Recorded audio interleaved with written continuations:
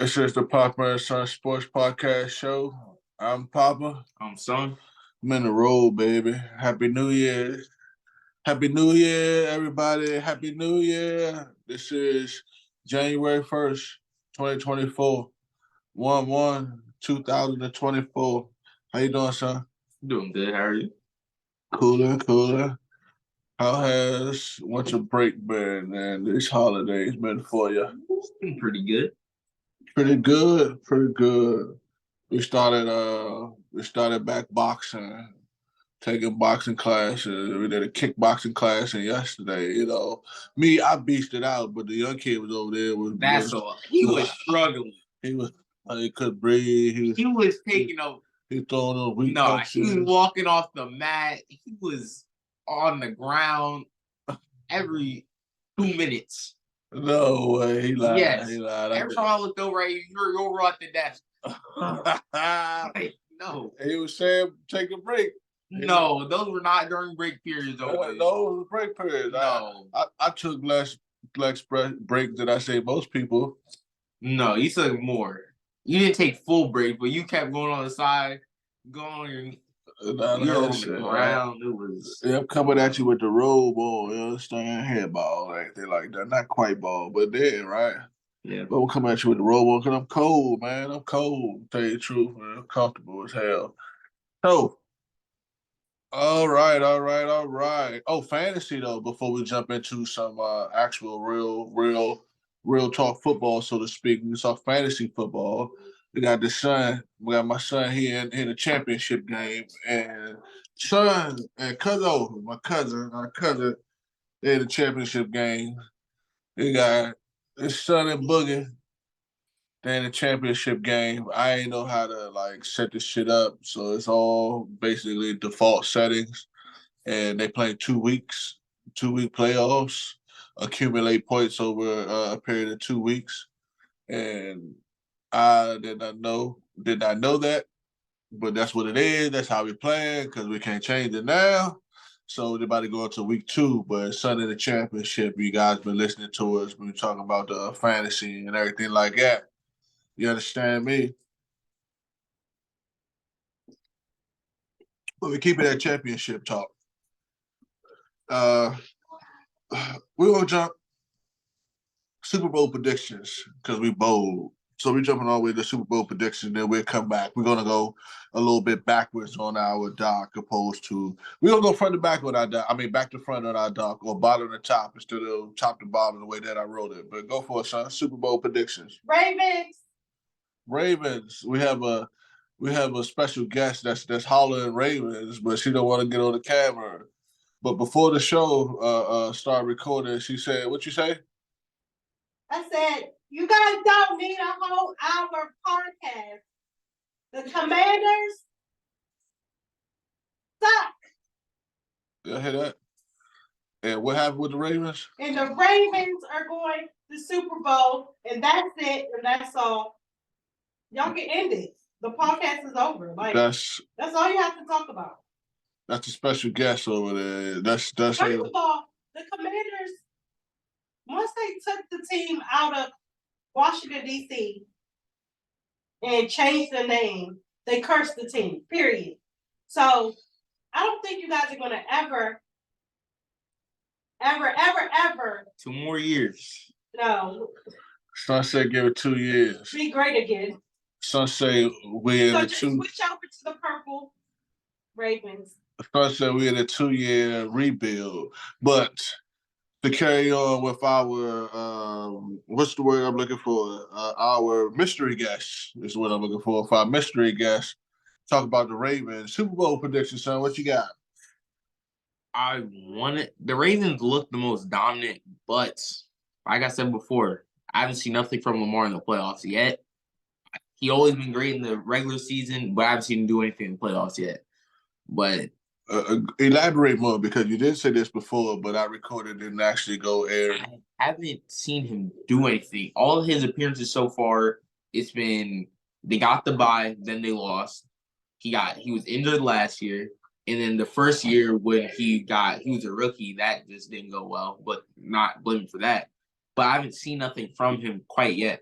I've seen him do amazing in the regular season, but I haven't been absent in the postseason. He got that cowgirl syndrome. I don't know. We'll see this year. I think this year is his best. If he goes absent this year and they do trash playoff, then you have a true problem. Then you're like, okay, that's a problem. I think both of them will overcome their little whatever. I think Cowboys will do what the Cowboys do and not make it to playoffs. I mean, they're gonna make it to the playoffs. I mean, make it Super Bowl. I mean, I never said they're gonna make the Super Bowl. I never said nothing that extreme, if you can consider that extreme. But I do think they will win a game or two. Most definitely a game, maybe the second game. I think they'll put themselves there. But I'm not calling. Well, like I said, the NFC to me is kind of wide open. At the beginning of the year, I had predicted for Kansas City and That's AFC. Yeah, but I had predicted for Kansas City and Philly to repeat. They go back to the Super Bowl again. Right now, I don't know about the NFC. I think it's wide open, actually. I think it's wide open. But here we have Cowgirls, Eagles, Kansas City, 49ers, Detroit. That is like Super Bowl prediction. I just think they'll go far. Well, I don't even know how far they go, but we'll see. We'll see. But they most definitely have solidified themselves as contenders, playoff contenders for sure. So, what you thinking? Because they ain't really gave you ain't told me no. Let's see. Give me Ravens, and then give me. Let's see. Give me Niners. Give it to the Kings. I think it'll be a rematch of this, and I think it's not going to be as sided to the Ravens this time in the rematch. Just like the people said, that was the Super Bowl preview, and I think it will be. Like I said, I think the NFC wide open. To tell you the truth, I think the NFC wide open. To tell you the truth, AFC is the AFC. AFC, I think, is a little bit more. It's more closed, but it's no side is fully closed at all. Like, I think just the Chiefs being there, you have to look out for them because Mahomes at the end of the day is a big game player. Yeah. And he seems to always try to find a way in the biggest games. Yeah. And I've been big on Buffalo for a few years now. I would love to see them kind of make something happen. Up near the end. They've been heating up near the end. Yeah, they've been heating up. Been big on Buffalo, but I'm gonna call Ravens, and I'm gonna call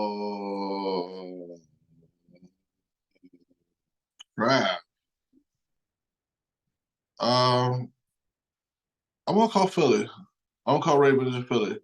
I think Philly, that's one of the things I wanted to talk about. I think Philly kind of sliding right now, and I can't say it, but the Cowgirls are kind of like building a little bit of momentum.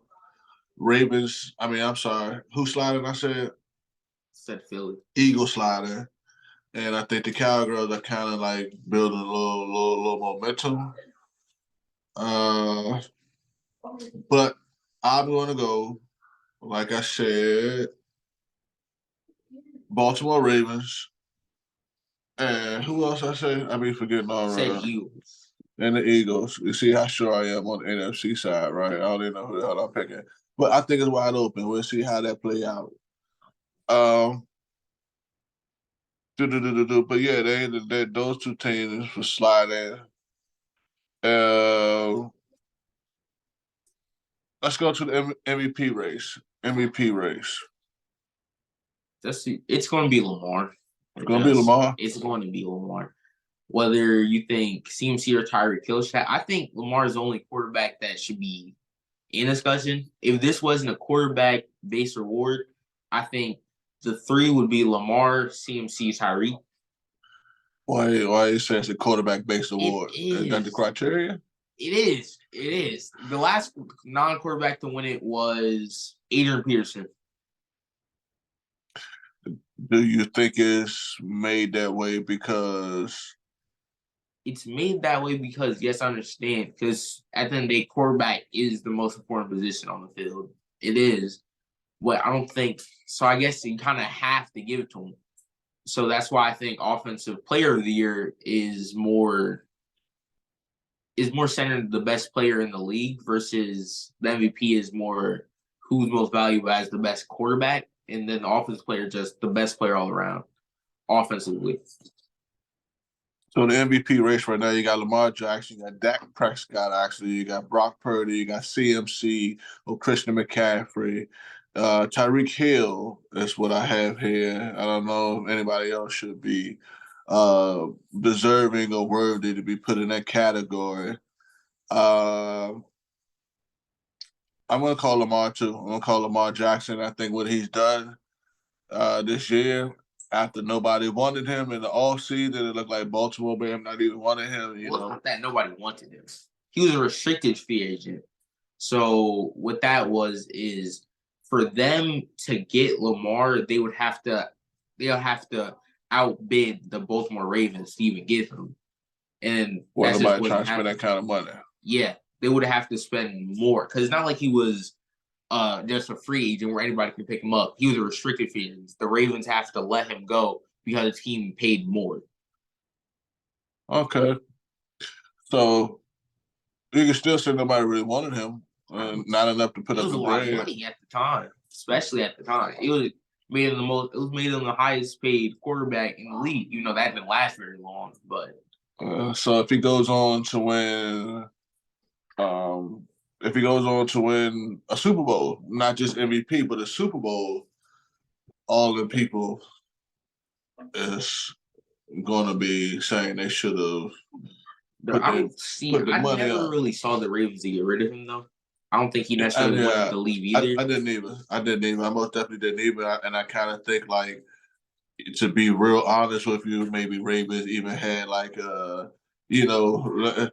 let him shop around and feel like, he not even feel like, because he ended up getting what he wanted, but let him shop around and let him feel as if he can actually, or he's actually going somewhere. But the Ravens kind of put it out the word like, nobody better not touch him. Y'all better not offer him. He was kind of like, he was like that. I don't want to say it, but looking back on it, probably like that privileged kid that was spoiled. And, he said, I'm leaving, Mom and Dad. I'm leaving if you don't give me that Ferrari. And they said, okay, Tommy, go out there, see who else going to give it to you. And, Mom and Dad with their power say, hey, guys, Tommy's going to be running around asking for the Ferrari. You guys, even if you want to give it to him, don't give it to him, okay? Because we need Tommy to come back home. A little side note, kind of like with Raising Kanan. If you watch Raising Kanan, kind of like what Rock did to Kanan when she planted that gun in his book bag that he took to school and made him come home. But yeah, it may be some spoiled kid shit, but who knows, right? So, but I think MVP race, I think Lamar has solidified itself as the MVP for this year.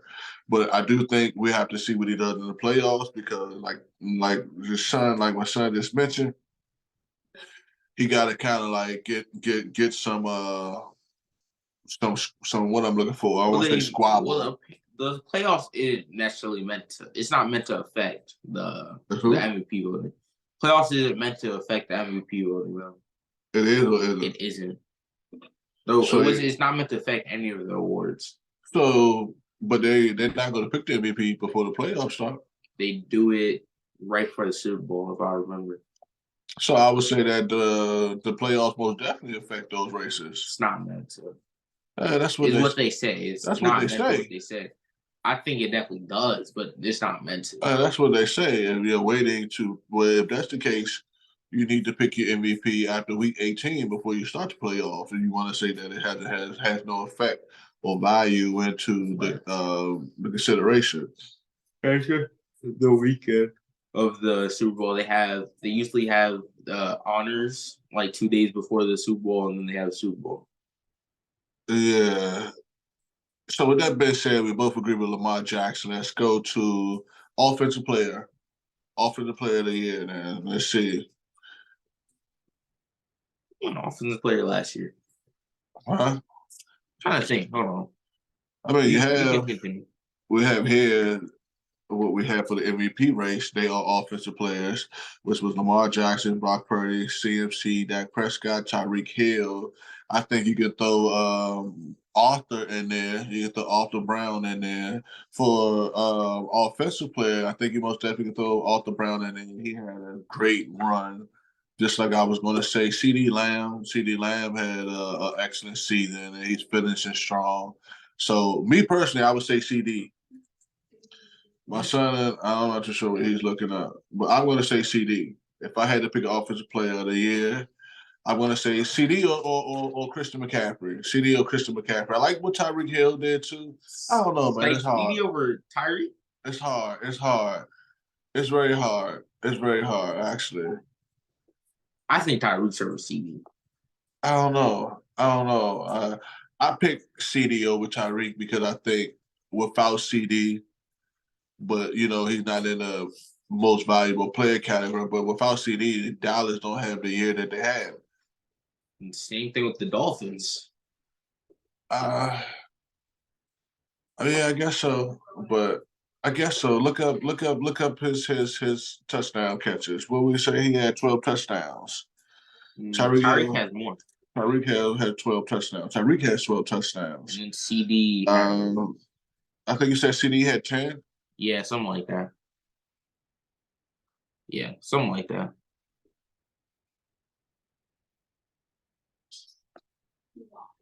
No, that's great. There you go, stat. 10. Man, CD got 10. Tyreek has 12. Tyreek has 1,700 yards on the season so far. CD is at 1,400. Look at CMC. What's CMC doing? No, CD is, I don't know. CD's at 1,600. Really? Well, why you tell me 14? I know he's 16. 1,600. 1,651. Almost 1,700 yards too. So with that being said, I go back and I think CD has a great case in this argument, But CMC, we should have looked up CMC. But what's Christian doing? Because Christian has had a magnificent year. Is he leading the league in touchdowns, if I'm not mistaken? Probably. Huh? Probably. 14 touchdowns. This is 1,000. Yeah. 14 touchdowns. 1,400 yards, but I'm not sure if that includes receiving yards or not. So was that just about 1,500 yards? That might be rushing yards though, but yeah. So about 1,500 yards. How many touchdowns again? Just to refresh, 14. So yeah, he's leading the other two front runners that I have for. Oh no, he got a case. He's been running all over everybody, right? He's been running all over everybody. He got a case. I don't want to sound any kind of way, but the white boy is bad. The white boy is bad man. He's a bad man, should I say. So I don't know, man. I don't know. I think we got a lot of great talent out there. A lot of great talent. Defensive player. You got an idea for defensive player? Because I don't. Not at all. No? It hasn't been year of the defense at all. It's been year of offense. Yeah, but somebody got to win a defensive player, right? Somebody. Probably like Myles Garrett or TJ Watt, probably. Yeah. How about, who was interesting, though? Montez Sweat, our former player. He's leading 2 teams in sacks right now. Yeah. That's interesting. Very interesting stat to put in there for a defensive player of the year. Well, he's not winning it, though. Huh? He's not winning it. I'm just saying, he got a hell of a case, man. I needed 2 teams with stats. You know what y'all talking about? Get at me. 2 teams. But it's not like the sack number is high. It's just that both teams suck. Who's leading the league in sacks? I'm gonna check that real quick. Where's it at? Oh, that guy that played for San Francisco that kept intercepting us yesterday. That cornerback. Oh, it's for Davis Ward. Yeah, but who's leads the interception? It's probably. Sack? I don't know. It doesn't say. I'll pull it up. Sack leader. Quick. 1 second. I don't see interceptions. Excuse me, but I would say defense. And we look up that we don't really have a defensive player of the year for you, right? Um, so we did Super Bowl prediction with the MVP race. It wasn't a whole lot that we really wanted to talk about, right? I did want to talk about the Cowgirls got away with one yesterday. You know what I'm saying? The Cowgirls got away with one, and also want to mention the referee. T.J. Watt, Trey Henderson, Josh Allen, Khalil Mack. Where's Myles Garrett at? I think TJ got a good shot at it too for some reason, but he on the wrong team. But I think he got a good shot at it. Then, but I want to talk about officiating and sports. Period. You know, we're not going to talk about other ways that sports is rigged because I'm going to flat out and say sports is rigged and officiating crews, referee crews, higher management, ownership, commissioners, all these people. They most definitely play a part in the shit being rigged.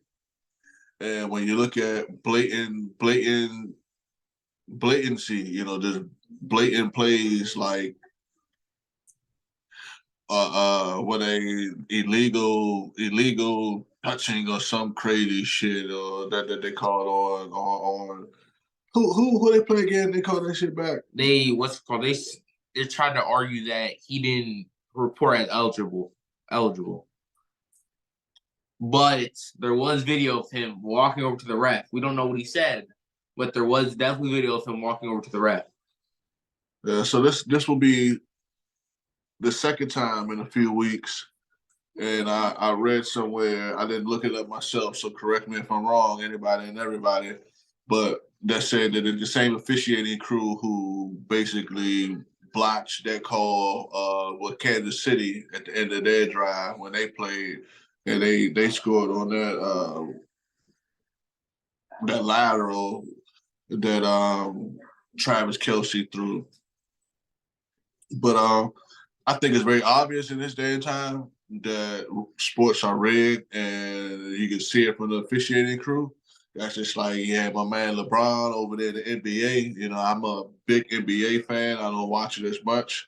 You know, in this day and time. Myles Garrett seems to be the favorite. Okay, I got Myles Garrett as, and then Micah Parsons number 2. Betting odds is what betting odds say. For your defensive player, you have Myles Garrett at number 1, and then Micah Parsons, and then.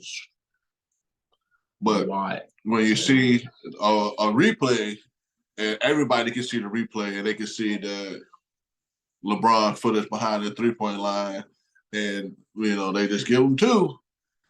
You know, you gotta be realistic, and you gotta say, oh man, like they just. It was close though.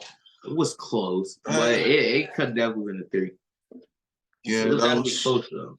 Yeah, that was just. You know, just weird. Just I ain't gonna say weird. It's rigged, not weird, rigged. And I think as consumers, as fans, we need to figure something out because we can't leave it up to those who rigged the game to figure it out. But the officiating crews most definitely have to be held accountable, you know, in some way, shape, or form. Like somebody have to be held accountable because we're talking about people who have dedicated their lives to crafts, you know, dedicate their lives to get better at, you know, things that are not necessarily easy for most people. And it's a very grueling process, and they're just being belittled and never mind by officiating crews that choose to call a play this way or don't call a play that way, or you know what I'm saying. So I'm not with it, and I think what you think need to happen, son. I honestly don't even know. I heard people say fine refs. I don't know. Maybe that could be a way, but I don't know. I think that's a possibility, but I think that's a possibility. I most definitely think it's a possibility. But once again, it's like I think it's a possibility. But I think they actually need to go to jail. Actually, I think I had one good for you. I think there need to be like a league commission, so to speak, for the greater league, like the greater league commission for all of the leagues, the NFL, the NBA, the NHL, the NHL, you know, the MLB, like all of it. I think there should be like a greater commissioner league, kind of like we have the Supreme Court, and then we have like our state and district courts and everything of that nature. Even though we see that even the Supreme Court people can show can be partial and show favoritism and cause things to happen a certain way or another. But I think if we really want to get serious about this thing, I think we really need to implement others who don't have quote unquote a share in the profits of this thing and just want to focus more on the legitimacy, at least until the greed overwhelms them. But I think that's a start. I think that if there's some type of commission or some type of check and balance that the leagues have to answer to when we see this type of blatant rig shit, just because for me it's not good. Yeah, I don't like it at all. You know what I'm saying? I know we have allowed betting to be legal in many states, and you know even before betting was legal, different things was happening for games to get played a certain way or whatever have you. You know, there's people throughout history that'll tell you, hey, you know, I was paid by this person to kind of like miss shots. I was paid by this person to kind of like turn the ball over, even on the player side. So that's why I said I think that's a great idea. What you think, son? What you think about Pop's idea? It could work. Oh, He about to knock the camera over. I know you do that, but yeah, I think that could work. You said jail though? I don't know about that. Yeah, I think they actually need to start going to jail. You really need to have some real repercussion. And I ain't saying jail. Like I don't think. Yeah. But no, I'm being serious here. I'm being serious here, and I know, like, I know, I don't. When we talk about jail, I give you the Richard Pryor analogy, a joke. He said when him and Gene Wilder was doing, I think, Stir Crazy, they shot it at a real, you know, jail, real penitentiary. And he said, you know, the first week when he got there, he was like, you know, look at all these brothers, these strong black men that can be out here helping the masses and, you know, everything like that. He said by the end of that week, he was like, thank God they got penitentiaries, you know, because to keep it 100, some people don't know how to act right, man. And some people brains don't and allow them to act right or whatever have you. But I say all that to say those who have a problem with me saying that folks may need to go to jail for what they're doing is because at some point in time, like I said, you can find people over and over again. But if motherfuckers have millions of dollars, hundreds of thousands of dollars, and you filing them a couple thousand here and there, you ain't hurt nothing. You're not changing nothing. So I really think that you know, and I believe in. I don't believe in cruel and unusual punishment necessarily, but I believe in the analogy. You know, he who does not hear shall feel. So that's where I'm at with that. So what you say, son? What you say? What you say? I already said everything I need to say about the refs.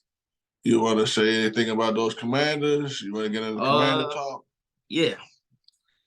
All right, here goes our commander friend, as we always. Before that, do you want to talk about offensive rookie and defensive rookie of the year? I don't know none of the rookies. If you want to give the people, I think offensive rookie of the year it will be C.J. Stroud, but I think it could also be Puka. I think Puka deserves it beyondly, but I think C.J. Stroud deserves it too. And then for defensive, it's probably Jalen Carter. And then let's see what they say. It's Jalen Carter, Will Anderson, so top people. Then Devon Witherspoon, but he's been injured, so he's been on and off. So let's say I'll take Jalen Carter for defense. That's it. Yeah, I know Puka. Puka? You know CJ Stroud. Nakua. Puka? It's like that. You know CJ Stroud though. I guess so. Yeah, I guess so. Yeah, I mean, I know of his name for sure, but like I said, I know Puka Nakua because he's in my fantasy team. I picked him up off that waiver like the second or third week. Ooh, he did me wonders. You know what I'm saying? I just had a couple bad breaks. Number 4 in passing yards. Number As a 4 rookie. passing yard behind Tyreek Hill, CeeDee Lamb, AJ Brown, and Puka. Puka. And Terry's all the way down here somewhere. Yeah, Terry's 28. Then Terry's 28. Terry's 28. Yeah.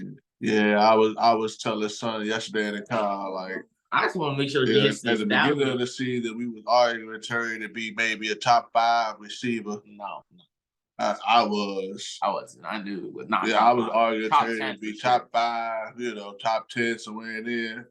But where he falls at right now, 28. He had not a good season at all. But he's definitely heated up in fast 2 games. I mean, he's a hell of a talent. He's a hell of a talent. I think he's a generational talent. But if they cannot get the ball to him, he can catch a ball and not thrown his way. So we see when he's able to make a play on the ball, he makes plays on the ball. But he can't make plays on the ball that don't come his way. I just hope he gets this 1,000 yards. He got this last game, he had 64 yards. Before he gets his 1,000. One more time? He needs 64 yards in this last game to make sure he gets his 1,000. Who is that? Terry. Terry is still close to having a 1,000-yard season? Yeah, that's what I'm saying. So, whoa. But with 1,000 yards, what it used to be even just 2 years ago is not what it is now. You have people in week 10, people started getting 1,000 yards, which is just craziness. That just shows you how much advanced the NFL has come and how much of a pass-heavy the NFL is now.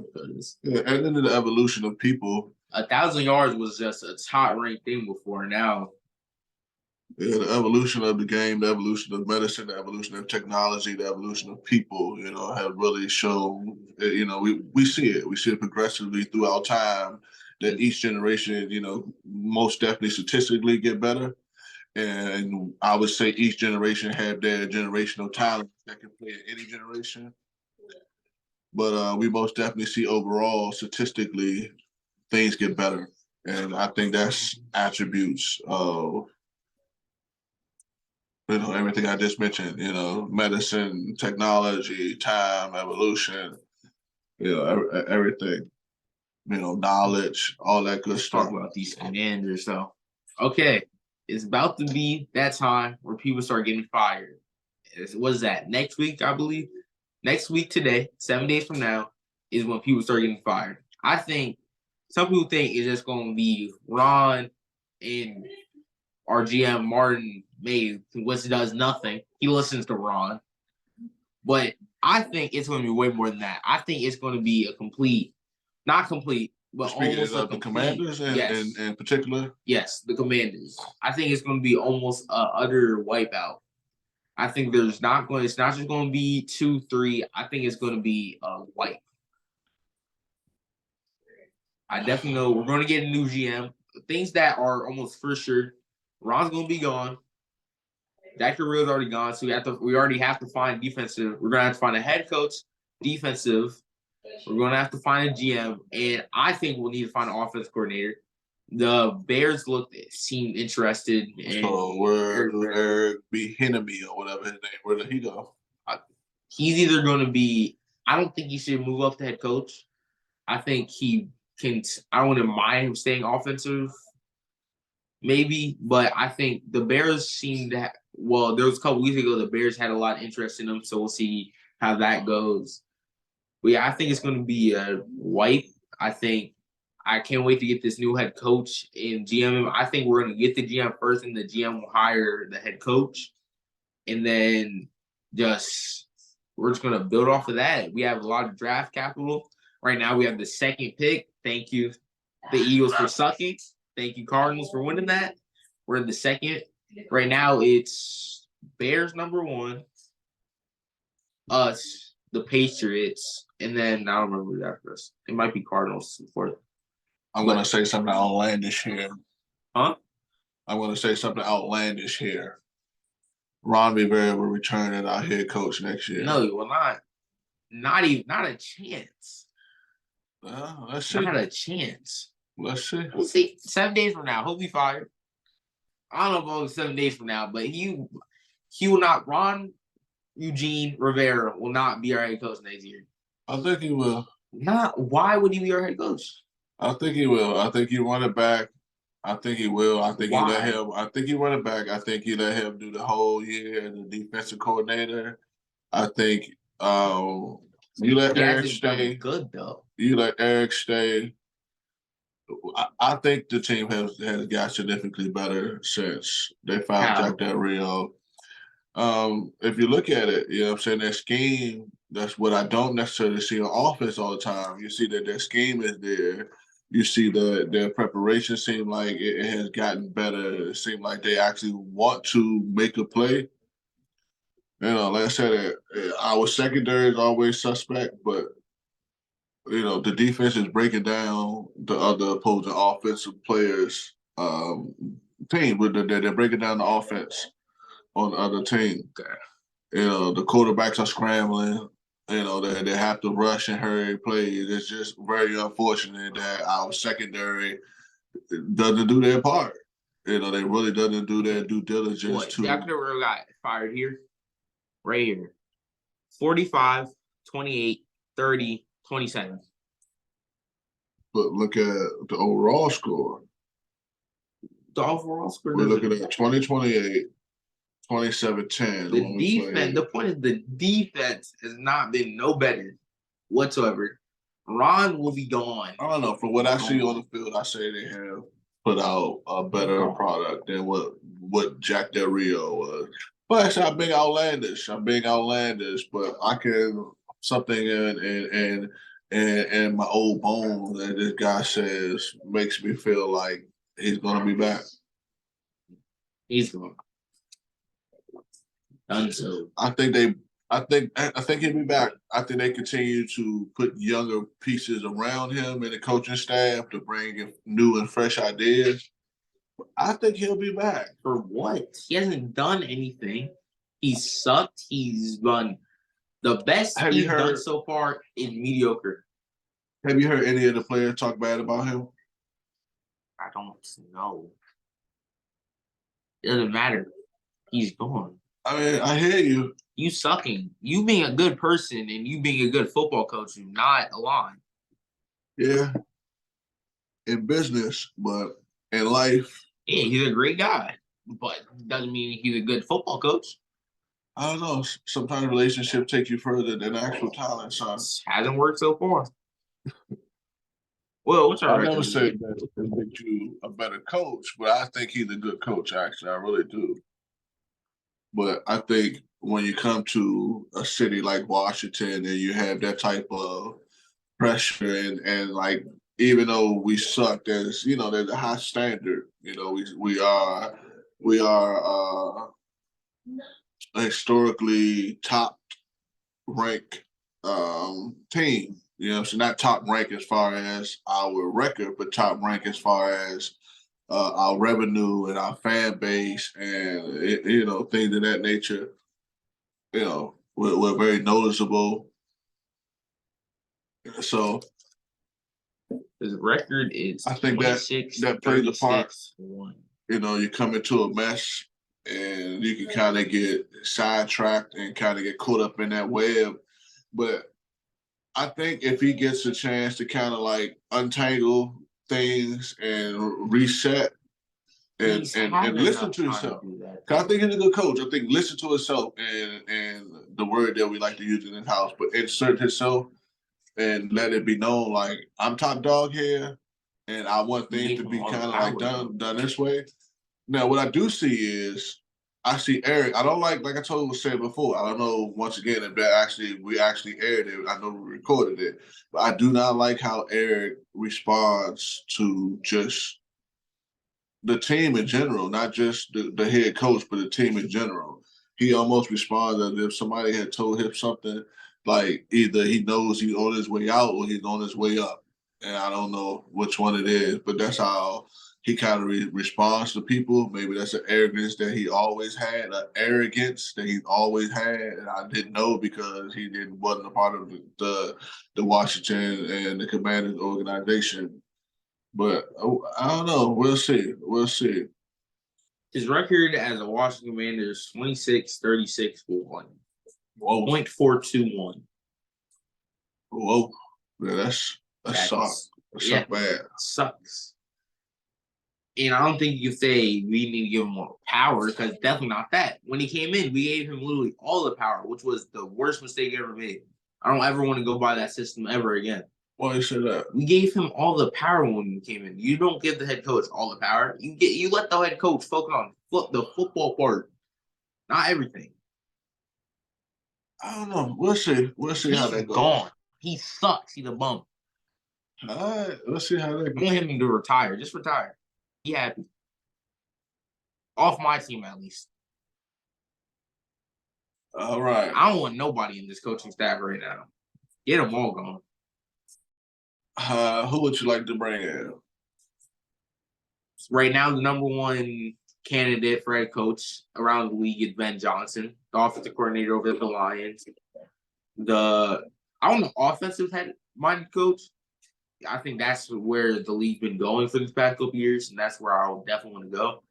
Defensive head coach, of course, they're nice, but like I don't know, something about offensive head coach is just more for this time.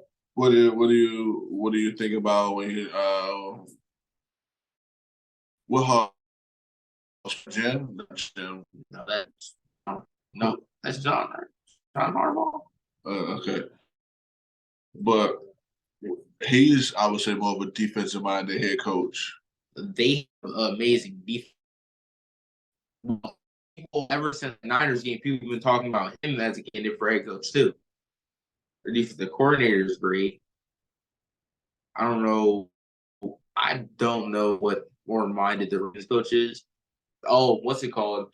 I don't remember. I think I heard something about talking about how our owner kind of looks at the Ravens and see how they built their team. Yeah, he wanted to kind of say something like he wanted us to. He doesn't want to copy them, but he wants to model that. Basically, the best fucking he said. Yeah. Come on.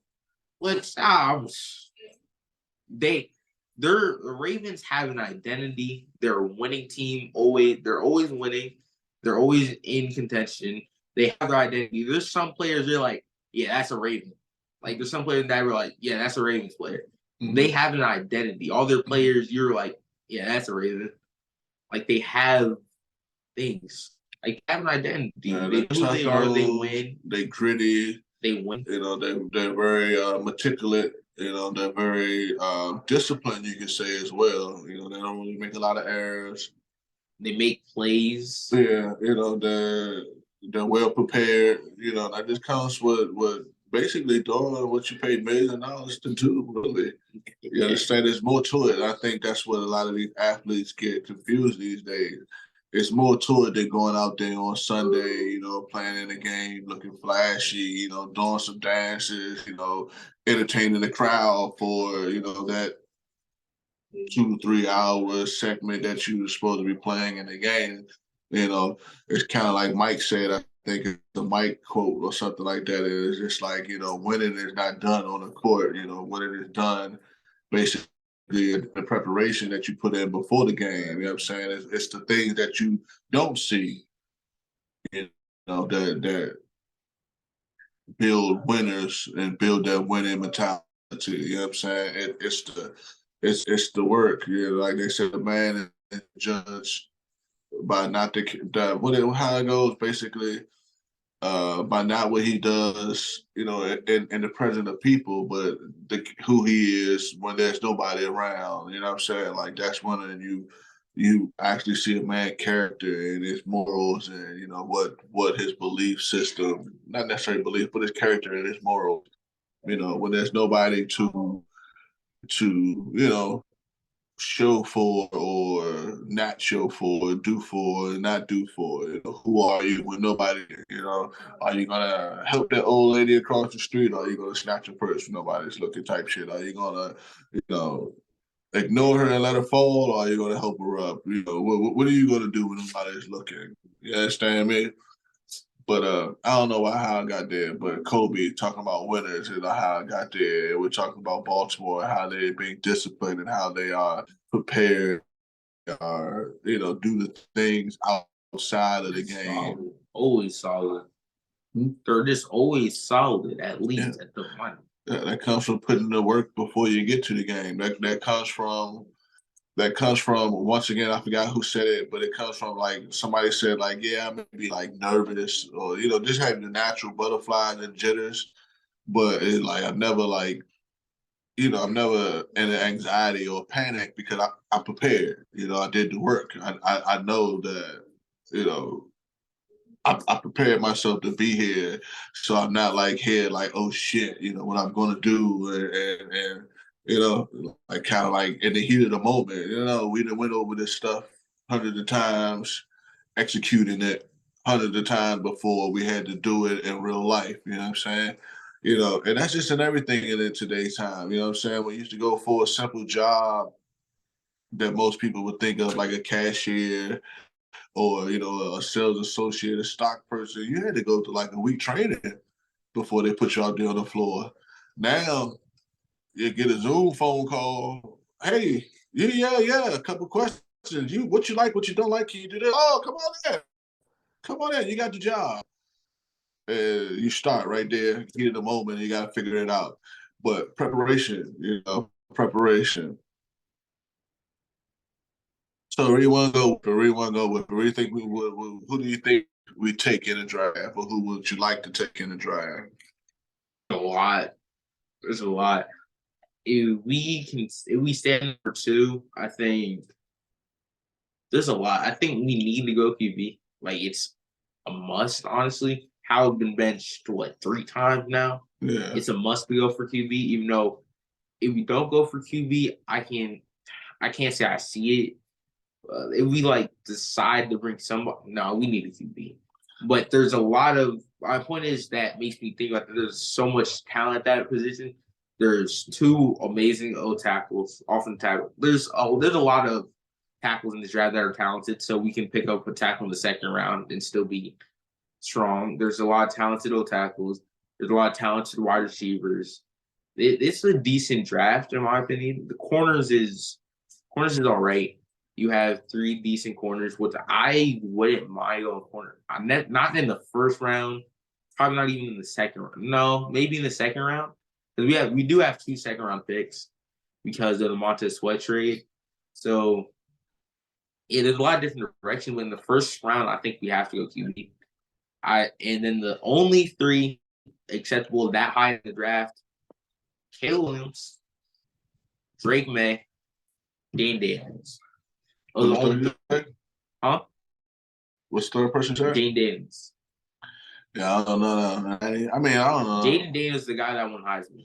Caleb, but I did read something. Caleb is a native. Yeah. He's a DMV native. So is one of the tackles, Olu, the guy I was talking about. Yeah. He's also MD.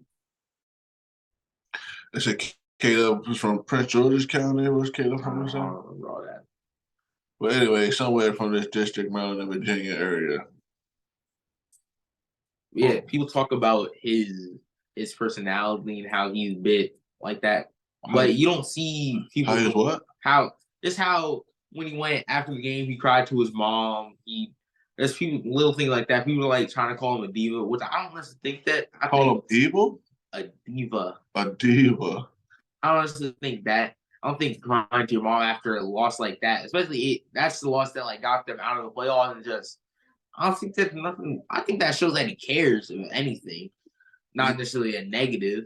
Yeah, but you don't. If people try to talk about his work ethic and stuff, but you don't hear none of that from his coaches. You don't hear none of that from his teammates. His teammates seem to like him.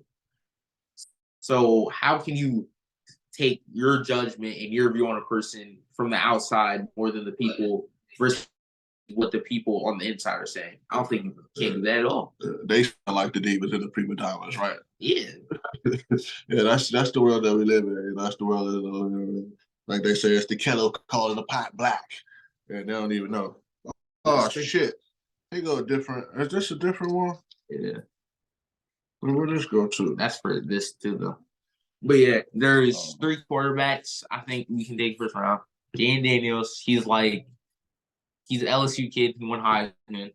He's like a dual threat. He's like the Lamar's. Who's that? No, Jaden Daniels. LSU kid, 6'4". He's a runner. Drake May, he's more of your like classic white boy, stocky, 6'4" quarterback. He's more of a pocket passer, but he can run. He can extend plays. And Caleb Williams is like Sound like Andrew Luck to me. Almost, yeah. That's what I'm saying. He's like your the basic older quarterback, 6'4", stocky, white. That's what his quarterback. And then prototype. Yeah, prototype. Old prototype, I would say now. Yeah. And then Caleb Williams and Drake May. I'll watch some of his highlights. That boy can throw. What's his name? Drake May. He's from UNC. It would be kind of crazy. You know, the UNC guy to kick out our UNC guy. You know, because Drake May was Sam Howell's battle that UNC. So that kind of brings me to the system. Have they just thrive well in the system that they plan in and do? Or UNC rather? Is it the system?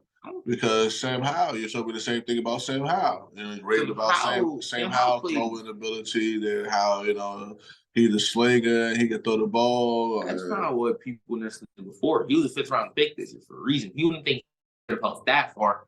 But the year before he was good, and then he softened up definitely the year going into the draft. He was a lot worse. Right?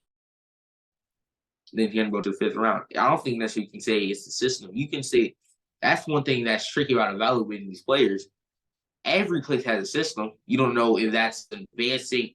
So you don't know if that is strengthening their abilities or even weakening their abilities. You can't tell. If you understand talent, you know. Yeah. You understand talent, you understand skill sets, you understand people. The problem is not that they don't know whether or not their system is a strength or hindering a player. It's they don't care because they are more concerned about their system than utilizing the talent. You know, a lot of people they think that, hey, I don't care what you think or what you're able to do. Yeah.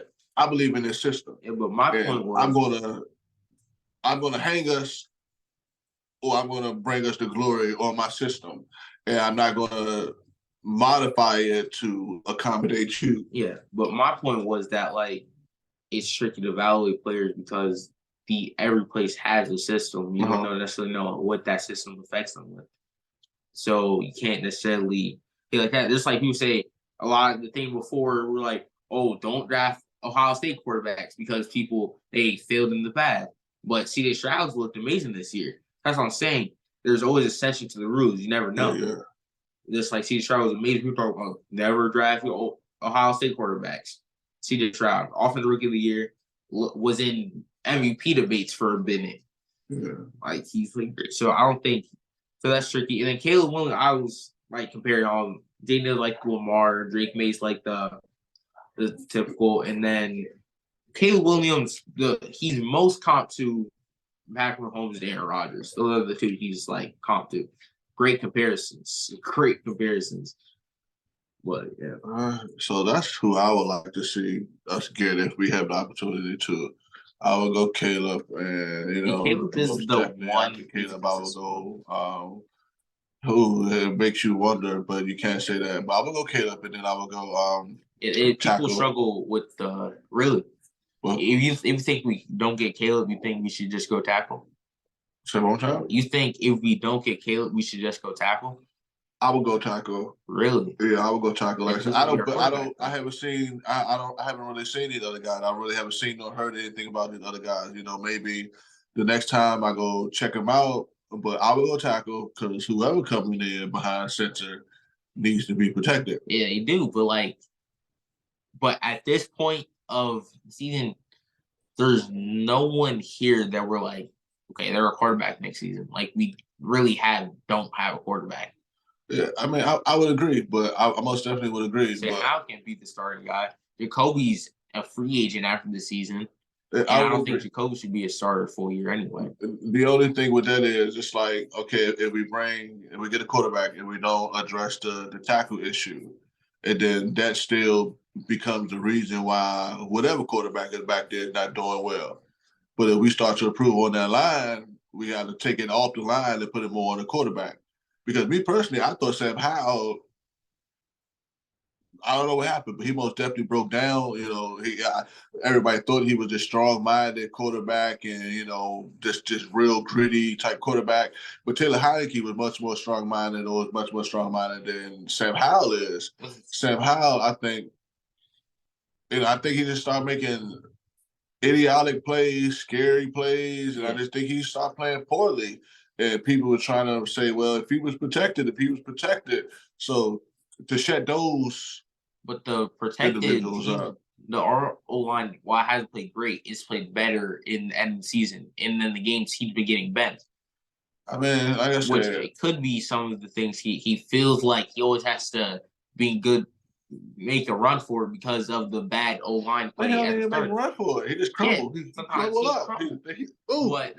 They're coming. Ooh. He don't make a run for it. He don't even make a play. He just crumbled. He just take the damn shot.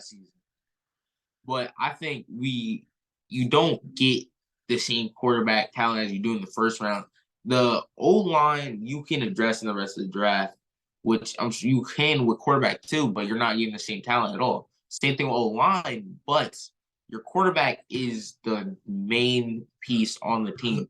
So you take the most important part and where the most talent is in the first, and I think you address O line in the second in the following rounds. I think that line position on both sides, but the offensive line for sure, I think it gets downplayed a lot.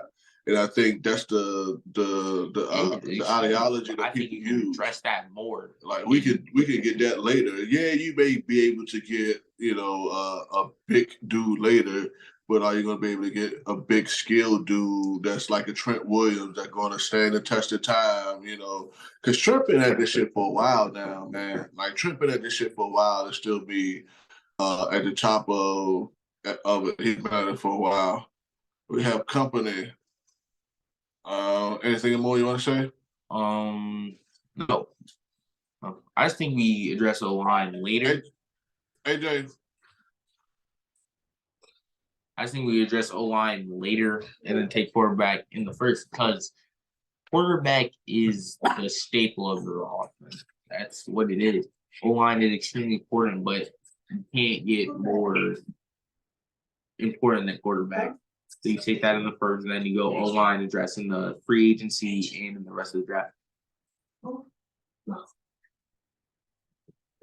So address the O-line before the QB. That's what the kid said. I say opposite.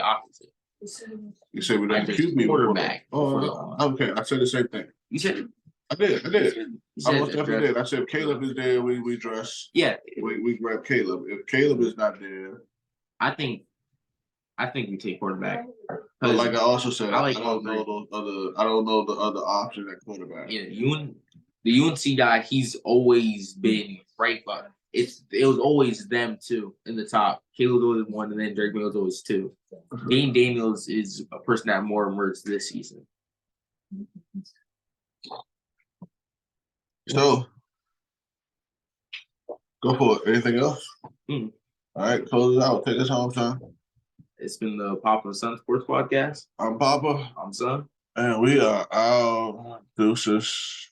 How are you stopping again? Just ended it. Press end. We haven't ended. No.